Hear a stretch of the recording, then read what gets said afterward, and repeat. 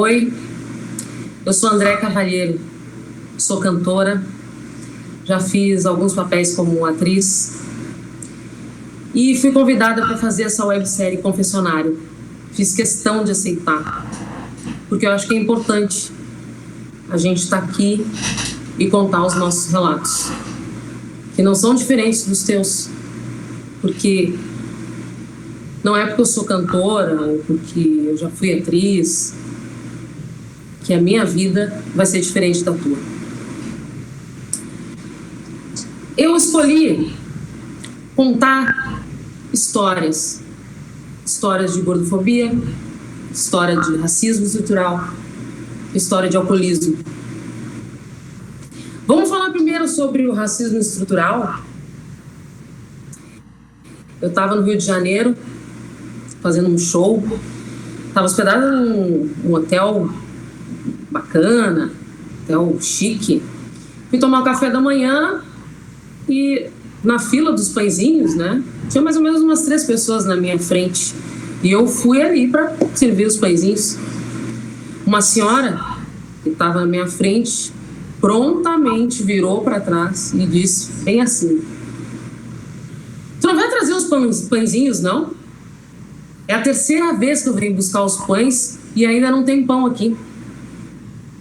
Eu disse, olha, senhora, eu também achei o atendimento desse hotel muito ruim, muito fraco. E ela se espantou, né? Ela se espantou. Ela disse, meu Deus, desculpa, eu achei que tu era a moça que servia, porque tem uma moça muito parecida contigo que está servindo aqui. A moça parecida comigo era branca, de cabelo cacheado e olho castanho claro. O racismo estrutural de sempre. Sobre a gordofobia, eu estava no Rio de Janeiro e uma senhora, amiga de amigos e tal, perguntando se eu não ia participar desses reality shows de cantores, por que tu não te inscreve, por que tu não participa? Eu até fiquei bastante feliz com a indicação dela, pô, afinal de contas ela tinha me ouvido cantar e gostou da minha voz, mas ela simplesmente tocou no meu corpo e disse o seguinte: isso aqui não funciona na TV. Aí tu tem que emagrecer um pouco, né? Porque isso aqui não vai funcionar na TV. A tua voz é linda, teu rosto é maravilhoso, mas isso aqui não vai funcionar na TV. Fiquei tão pasma, eu fiquei sem reação. Porque em muitos momentos a gente fica sem reação da maneira com que a pessoa te toca. Ela me tocou. E eu fiquei sem reação. Eu não tive o que responder. Eu não sabia o que responder. Eu tive um pai alcoólatra. Uma pessoa inteligentíssima. Pessoa que não era ruim, que não tinha reações agressivas, na verdade, quando bebia. Mas era uma pessoa muito ausente. Ele simplesmente, quando resolvia beber, quando estava de folga, ele sumia por 2, 3 dias e a gente não sabia dele. Esses dias eu me lembrei que quando ele dirigia e estava alcoolizado e a gente estava dentro do carro, ele gostava daqueles carros muito antigos, tipo Dodge, sabe, Opala, essas coisas assim. E ele dirigia bem também. Os 3 filhos, porque nós somos 3, eu, meu irmão, minha irmã, minha mãe, e ele corria. Quanto mais ele bebia, ele ia dirigir, mais ele corria. E eu me lembro da cena da minha mãe pedindo para ele parar de correr, porque nós 3 estávamos sentados atrás e naquela época não se usava cinto de segurança, não tinha. E é tão nítido para mim, assim, eu me lembro que eu me abaixava porque eu sentava atrás do banco dele. Meu irmão sentava no meio, minha irmã sentava atrás da minha mãe. Eu me abaixava atrás do banco dele e começava a fazer orações. E começava a orar e a pedir, pelo amor de Deus, para, não faz ele correr, não faz ele correr, não faz ele correr, não faz ele correr. Eu tenho mais um outro relato bem interessante sobre a gordofobia, sabe?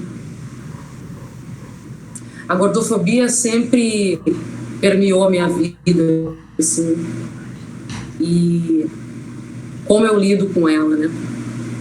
Eu tinha mais ou menos uns 16 anos, minha mãe fuma, e ela pediu para que eu fosse comprar um cigarro no boteco da esquina. Lá fui eu comprar o cigarro. Chegando lá, o cara foi pegar o cigarro e tal, e tinham 2 caras sentados, era um boteco, né?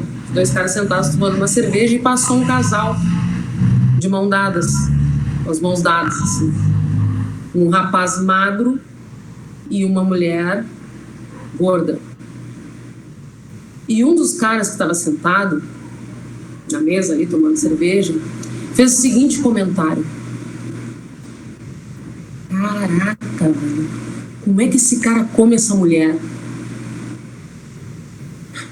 Eu vou repetir de novo. Como é que esse cara come essa mulher?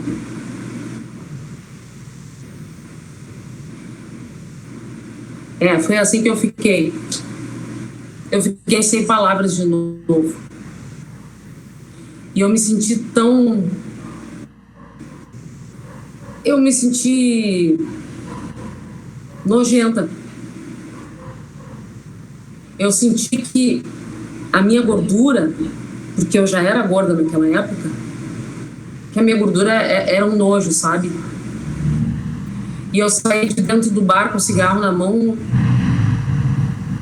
meio chorando, meio sem palavras também, porque eu não ia falar com o cara. Eu só senti nojo. Eu senti nojo de mim mesma. Consegue entender? Eu senti nojo de mim mesma, com o cara falando um absurdo daqueles. Essas questões todas, elas não têm uma chave que vira e da noite pro dia tu aceita ser gordo, tu aceita o teu cabelo crespo. Eu não aceitei esse cabelo crespo aqui da noite pro dia. Eu alisava o meu cabelo, eu queria ter o cabelo liso, comprido. Não. Isso é uma chave que vira bem devagarinho. Ela vai virando muito devagar. E é uma chave que dói. Quando gira, ela dói. Cada girada é uma dor. Mas cada girada e cada dor, tu vai fortalecendo mais e mais e mais e mais. A minha cor, ela chega antes de mim em todos os lugares. Todos os lugares. Apesar das pessoas dizerem que eu não sou uma negra retinta, apesar das pessoas dizerem que eu tenho traços que não são de negro, eu acho tão engraçado quando as pessoas dizem para mim, mas tu não tem traços de negra. Não? Será que não? Será que não? Vamos rever isso aí, gente. Vamos falar sobre isso aí. Vamos deixar de estar morrendo para ter um corpo padrão. Vamos deixar de estar morrendo por causa que se é preto.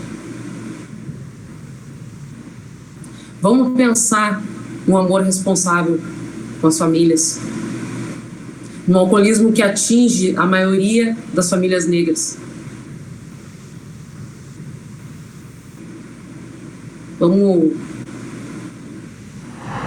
Vamos pensar e vamos viver. Vamos viver. Cada um com a sua força, cada um com a sua raça. E aceitando que nós temos os mesmos problemas A gente pode não ter a mesma cor, mas nós temos os mesmos problemas, as mesmas questões.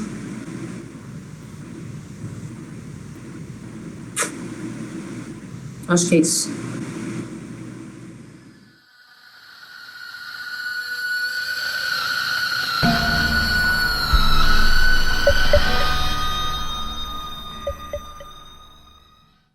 Quando a gente fala sobre feminismo, a gente sempre tem que usar o plural, porque são diversos feminismos.